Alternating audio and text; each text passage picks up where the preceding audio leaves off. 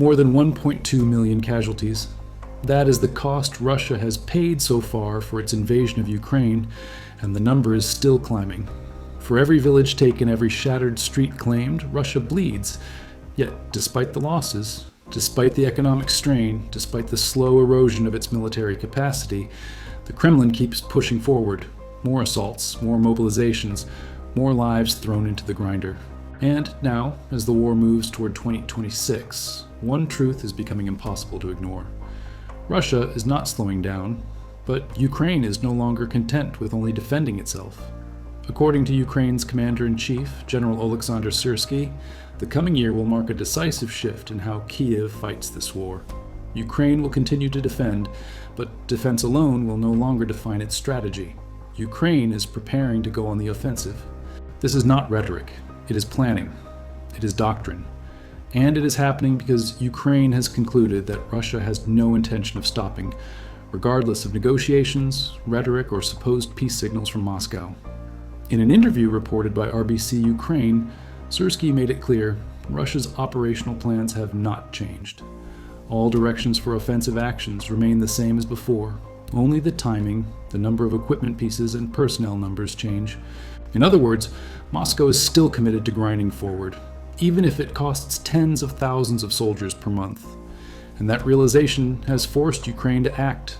For much of the war, the Kremlin assumed time was on its side, that Ukraine would hold the line, absorb wave after wave of Russian assaults, and eventually crack under the weight of attrition.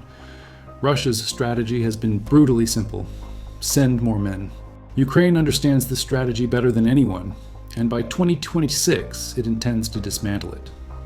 General Syrsky put it bluntly, victory cannot be achieved through defense alone. To maintain the operational initiative, we must conduct defensive actions. This represents a fundamental shift, not just in battlefield tactics, but in the philosophy of how Ukraine intends to survive. From Moscow's perspective, this is the worst possible scenario.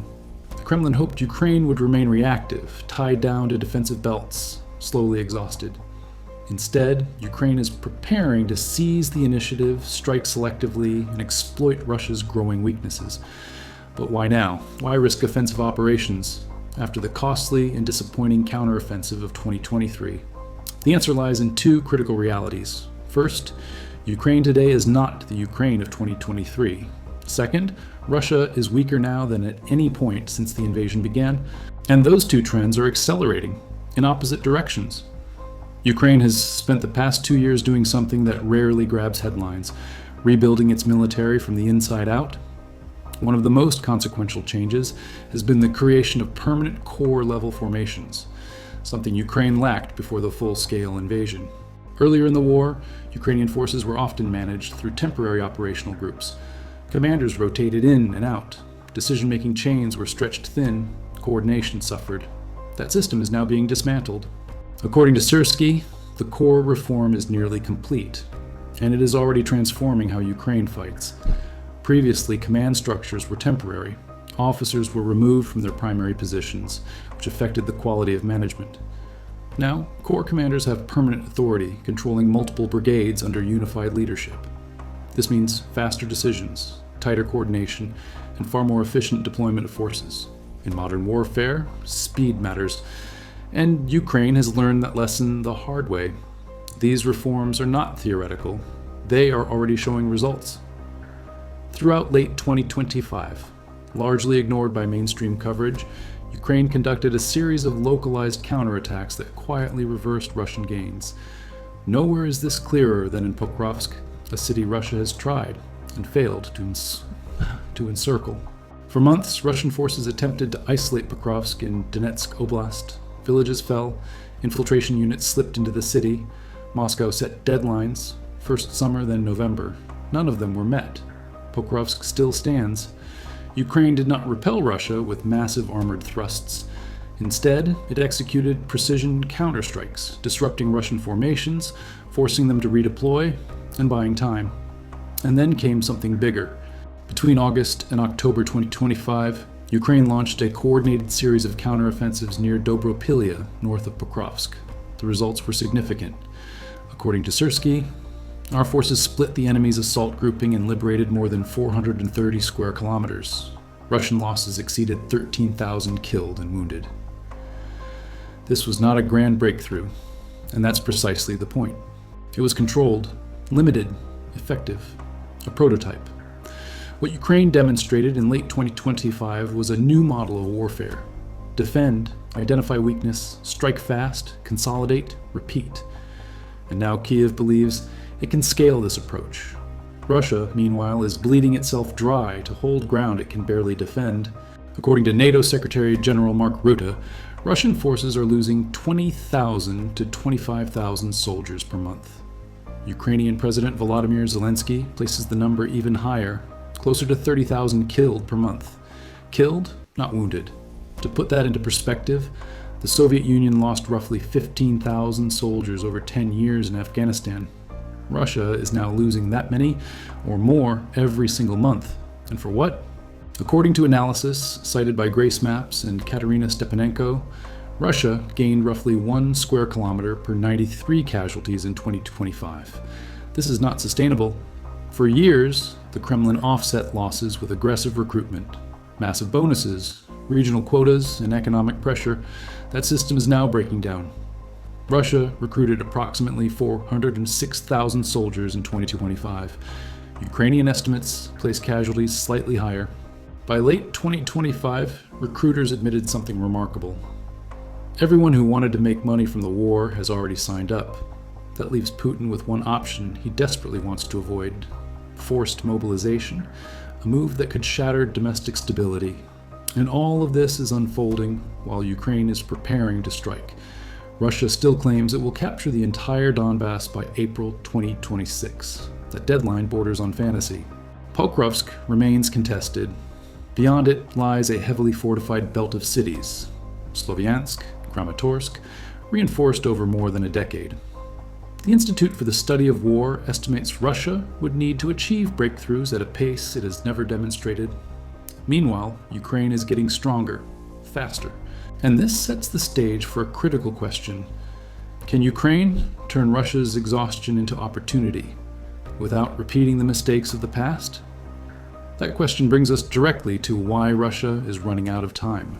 While Ukraine is restructuring, refining, and quietly preparing, Russia is doing something very different. It is burning through people. For much of the war, the Kremlin relied on one advantage it believed was inexhaustible: manpower. When units were destroyed, they were replaced. When brigades collapsed, new ones were formed. Losses were horrific, but manageable, at least on paper. That assumption is now collapsing. By the end of 2025, the numbers began to tell a story that even Moscow could no longer hide. Russian recruitment was no longer keeping pace with Russian deaths. According to figures cited by both Ukrainian intelligence and Western observers, Russia recruited roughly 406,000 soldiers in 2025. That sounds substantial, until it's compared to casualties.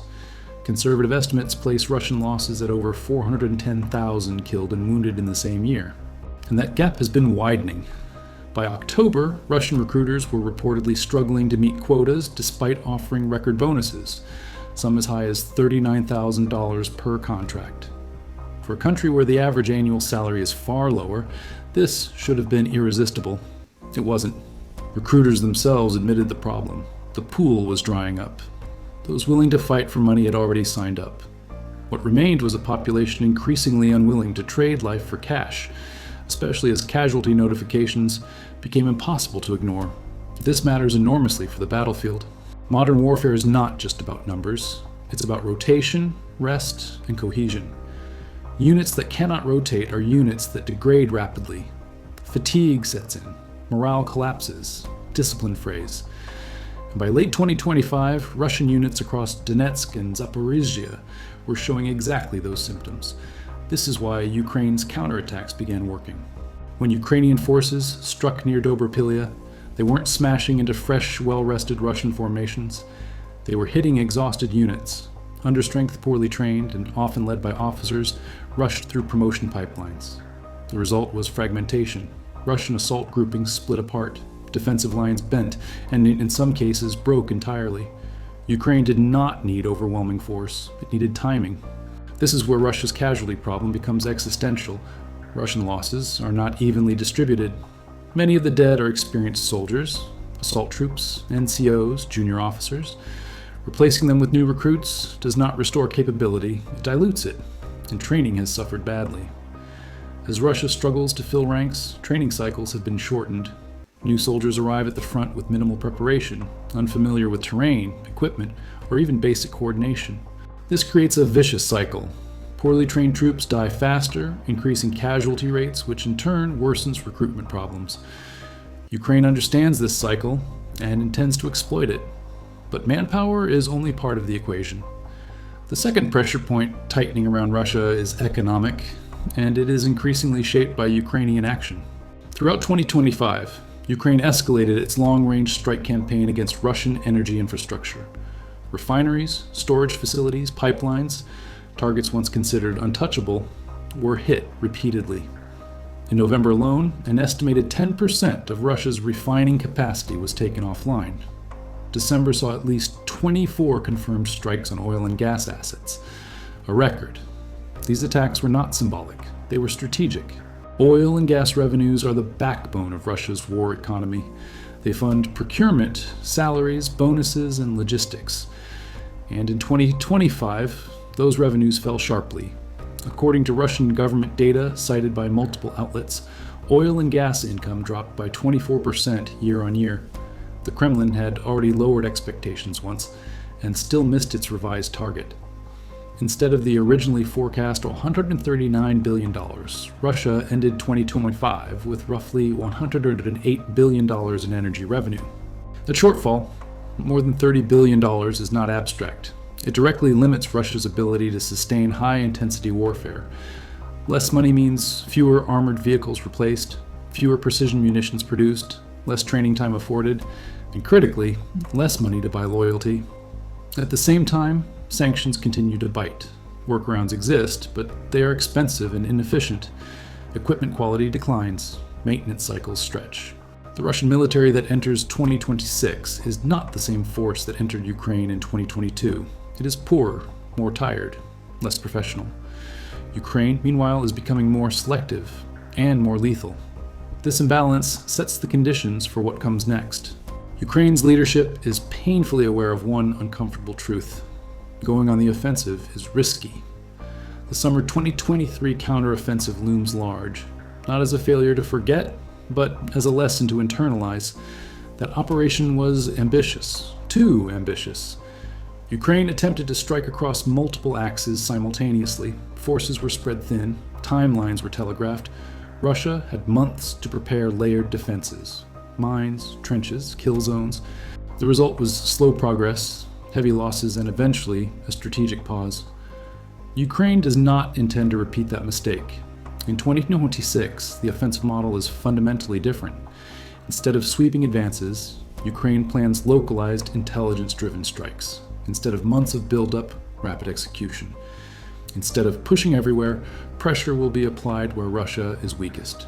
This approach mirrors what worked in late 2025, but at scale. One of the most important differences is decision speed.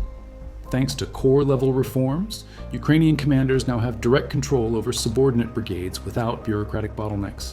Intelligence flows faster, orders move quicker, opportunities are seized in hours, not weeks.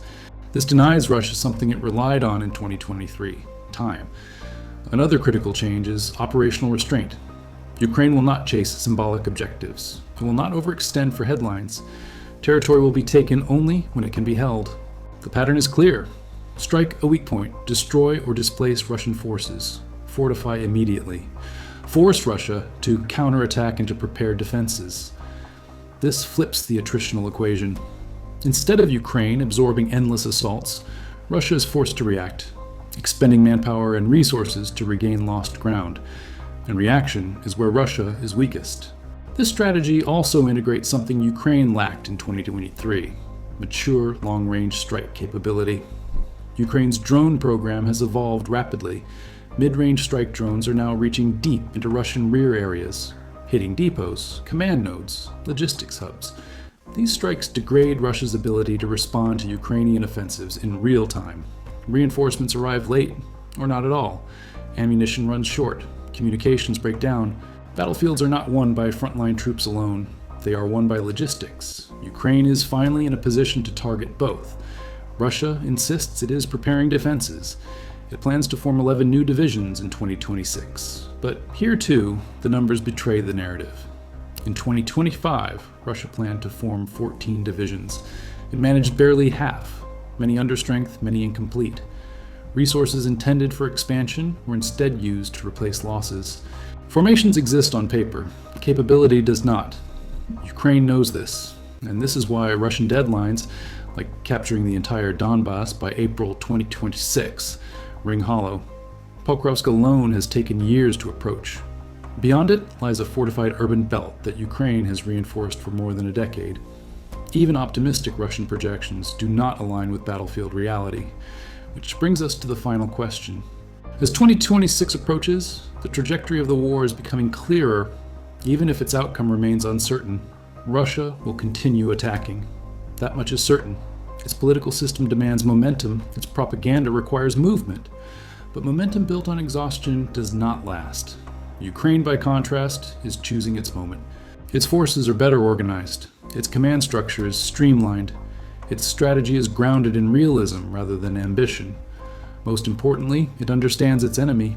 Russia's strength, numbers, is becoming its weakness. Its economy is strained. Its recruitment is faltering. Its military quality is eroding. Ukraine does not need to defeat Russia everywhere.